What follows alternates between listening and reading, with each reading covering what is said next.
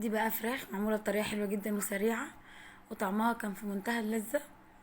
هقول لكم الطريقة دلوقتي بتاعتها هتخليكم ما تعملوهاش الا بالطريقة دي.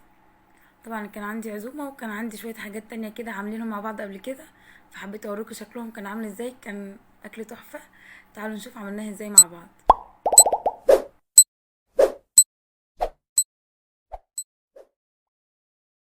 السلام عليكم ورحمة الله وبركاته. ازيكم حبايبي، عاملين ايه؟ كل سنة وانتم طيبين وبألف خير يا رب. معلش انا اسفة، اعذروني لصوتي، طبعا تغيير الجو بيتعب لي زوري، فصوتي بيروح شوية، وان شاء الله صوتي هيتحسن وبقى كويسة. فمعلش سامحوني لو صوتي هيضايقكم. النهاردة هنعمل فراخ بطريقة سهلة وسريعة، وطعمها الصراحة انا اتفاجئت بيه، حاجة كده جميلة. ده طبعا محلول النقع اللي انا قايله لكم عليه قبل كده، ونقعين في الفراخ. ودي البهارات بتاعتنا اللي هنستخدمها مع بعض، هقولك عليها واحنا بنحطها. دول كده انا بس بشرة بصلتين كبار، وعليهم برضو 3 حبات طماطم كده برضو كبار، وفلفل حامي وفلفل بارد. ما تنسوش اللايك، تدخلوا شوفوا الفيديو للاخر. ما تنسوش الشير، اللي اول مره يشوفني يعمل اشتراك. معلش برضو صوتي مش قادره اتكلم، والله صوتي يعني انا بقالي فتره صوتي من ساعه ما سافرت البلد من قبل العيد وانا صوتي رايح، فما كنتش عارفه اسجل اي حاجه. طبعا انا حطيت دلوقتي كزبره، بهارات لحمه، بابريكا، كركم، فلفل اسود، أه حبه قرفه، طبعا علبتين زبادي. طبعا انا ممكن تضيفوا ليمون وتوم، انا ما ضفتش ليمون ولا توم، انا طالما حطيت كزبره ما احطش ليمون، لان بيقلب طعم سمك كده يعني. فعشان الكزبره ما حطيتش ليمون. دلوقتي بقى هنخلطهم كلهم مع بعضيهم.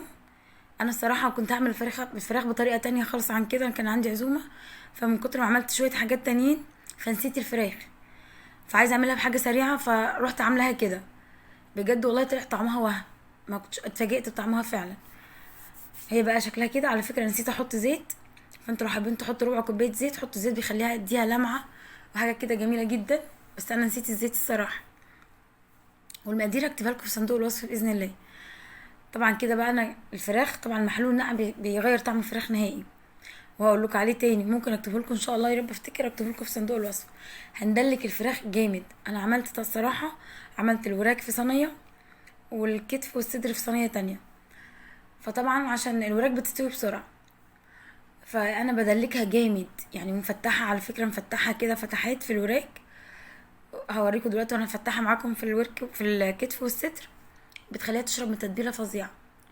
بجد بجد هتجربوها، بجد هتتفاجئوا بالطعم. انا اتفاجئت، انا مكنتش افتكر ان هي تطلع بالطعامه دي.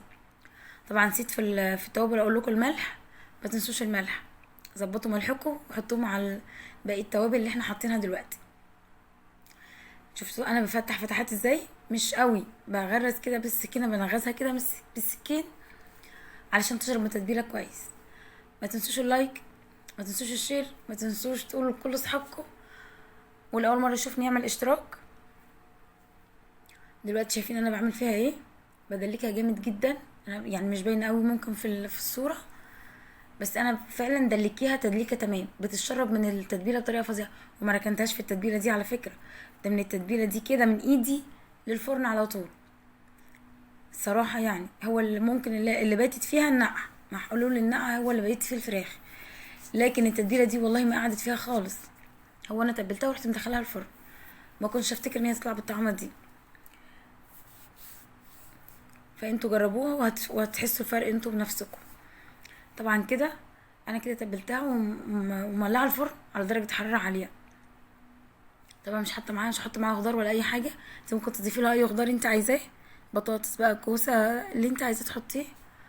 هي كده تعتبر يعني الخلطه دي شبه خلطه الفراخ المشويه، يعني تعتبر هتتشوي في الفرن. بس طبعا انا هخليها لها صوص كده بيبقى خطير. طبعا هنغطيها بفويل وهندخلها بقى الفرن من تحت، هنحطها من تحت خالص، وهنسيبها حوالي ساعه الا ربع. تبصي عليها من بعد ساعه الا ربع هي تستوي بسرعه، لان محلول النقع ده كمان بيساعد في سوى الفراخ. البهارات انا اللي قلت عليها بهارات فراخ. اللي ما عندوش بهارات فراخ على فكره موجوده عند العطار وعند كل الناس، ما عندوش بهارات فراخ خلاص تمام. ندخلها الفرن بقى ونعمل الحلو معانا. جلاش هنحشيه بسبوسه. طبعا جبت لفتين جلاش وحطيتهم كده على بعض وقطعتهم 3. البسبوسه بقى هنحط عليها، انت اللي عايزه المكسرات اللي عايزه اللي حابه تضيفيها ضيفيها. انا ضفت زبيب وجوز هند بس. وهنحط بقى عليهم معلقتين شربات من شربات الجلاش اللي احنا عاملينه، يكون بارد، ومعلقتين سمنه من اللي احنا عاملينها للجلاش. انا بعمل جلاش الصراحه بسمنه بلدي بس، يعني بعمله بزبده بسيحها واعملها بالجلاش، اعمل جلاش بالزبده يعني. اللي عايز يحط اي سمنه تاني براحته، بس هو الجلاش يعني سمنه بلدي بيبقى خطير. بقلبهم كده ببعض مش كتير، يعني معلقتين من الشربات بتاع اللي هنسقي بيه الجلاش، معلقتين سمنه من اللي هندهن بيهم الجلاش. بقلبهم كده كويس مع بعض، وبعد كده بقى ايه هحشي بيهم الجلاش. هتشوفوا دلوقتي والله بجد طعمه خطير الصراحه. انا اول مره اعمل معاكم الجلاش، وليه طرق تانية كتير برضو ان شاء الله نعملها مع بعض. كده هنجيب صينيه، دي اكبر صينيه، والسمنه بوريكم اللي انا كنت لسه مسيحاها الصراحه، ما كانتش عندي سايحه. طبعا بقى دهن الصينيه كده بالسمنه. بعد كده بقى هنلف الجلاش مع بعض دلوقتي. انت ممكن تدهني زي ما انا هدهن كده، مش عايزه تدهني كده وتضيفي السمنه بعدين، تمام براحتك. بس انا بحب ادهن كده الجلاش الاول، مش كتير يعني، لان هنضيف عليه حبه سمنه برضو بعدين. ولفه سهل جدا، خدي ورقتين ورقتين، يعني رقين رقين من الجلاش ولفي بيه. حاجه سهله وبسيطه جدا وجديده، يعني بنجدد، هي مش جديده ولا حاجه، كل عارفها من زمان، بس يعني تجديد، يعني بدل ما احنا بنقعد نرص الجلاش فوق بعض، وهي فكره جديده، تغيير يعني. بس طعمها بجد خطير، يعني محدش دقه وما عجبهوش. هنفضل بقى كده الرص لغايه ما نملى الصينيه كلها. انا اتبقى معايا من لفتين حاجه بسيطه، الصينيه ما شالتش يعني اللفتين على بعضهم. اللي عايز يضيف سوداني، جوز، لوز، اي مكسرات باقي عندكم من رمضان، اللي عايز يضيفها يضيفها لخلطه البسبوسه دي. بجد طعمها خطير، يعني طعم الجلاش فيها خطير، حلو جدا. طبعا دي كنت عازمه ناس حبايبي جدا، بحبهم جدا جدا. فالاكل كان طالع تحفه الصراحه، يعني عشان معمول كده بحب كده وبنيه صافيه. انا كنت عامله مكرونه بشاميل، طبعا احنا عملناها كتير مع بعض، فمرضتش اجيب لكم الطريقه تاني عشان ما تزهقوش. وعامله محشي طبعا عاملينه كتير مع بعض، بس المحشي المره دي كان مختلف، بجد كان جميل. كنت عامله كل انواع، يعني ورق عنب، بتنجان، كوسه، فلفل، كنت عاملاه بجد كان خطير. ورق العنب عملت له تكايه كده حلوه، اعملوها. انا مش هستنى لما اعمله معاكم، انا هقول لكم عليها دلوقتي. لو عندكم اي عصاج لحمه، يعني تشيلي منه معلقتين او حبه. طبعا كده كده في ناس بتعمل ورق العنب باللحمه المفرومه، يعني بتحط لحمه مفرومه على الرز، بيبقى جميل طبعا، بيبقى تحفه. عصاج اللحمه بقى مع بقيه المحشي، مش عايزه اقول لكم فرق في طعمه جامد الصراحه يعني. انا ما حطيتش كتير، بس هما معلقتين بس. ورق العنب انا بحب اكتر له اللحمه شويه، اللي حابب يعني بيبقى خطير.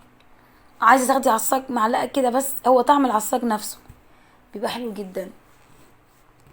فكنت طبعا ما نزلتلكوش المكرونه، ما جبتلكوش الطريقه بتاعه المكرونه والمحشي، لان احنا عاملينه مع بعض قبل كده. وكنت عامله بط، المره دي عملت البط مسلوق عادي، ما عملتوش زي كل مره بنعمله، بس دخلته الفرن، يعني دهنته بقى كاتشب وصلصه، كان طعمه خطير برضو، كان شكله تحفه. هتشوفوه برضو دلوقتي في الفيديو. هي كانت حاجه كده جميله والله بجد. فالحاجات دي يعني اعتبريها يعني تنفع في العزومه يعني لو عندك عزومه تعمليها بالطريقه دي، والحاجات دي حاجه كده جميله جدا الصراحه، ومشرفه كمان. شكل السفره كان فظيع. طبعا كده لسه برص معاكم الجلاش.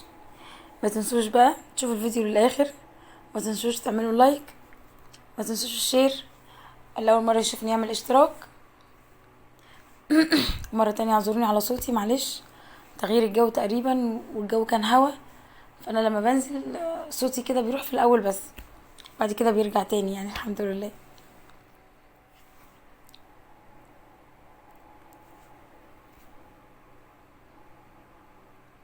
في كمان لفه تانية للجلاش هوريها لكم تبقى جميله، اللي هي بتيجي في علب الحلويات دي، بيبقى ملفوف كده على شكل ورده جميل.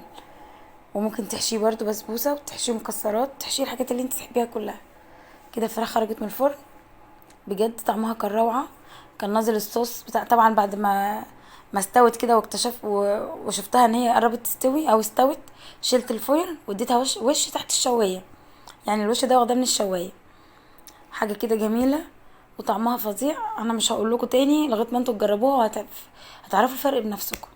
ده البط طبعا قطعته ودخلت الفرن كده اخد وش كده. الجلاش بتاعنا خرج من الفرن. طبعا سقيته شربات في الاول عشان ما نبقاش بنكذب، ما لقيتش الكاميرا بتصور، بعد كده ضفت له حبه تاني. طبعا شربات الجلاش انا عاملاه وعندي كتير من بتاع رمضان، كنت عامله ومجهزه.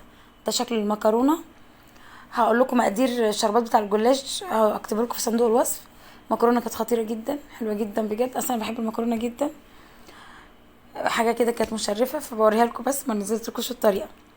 شربات الجلاش كوبايتين سكر كوبايتين ميه، يعني شربات الجلاش كوبايتين سكر كوبايتين ميه، ومن 10 دقايق لربع ساعه بس على البوتاجاز.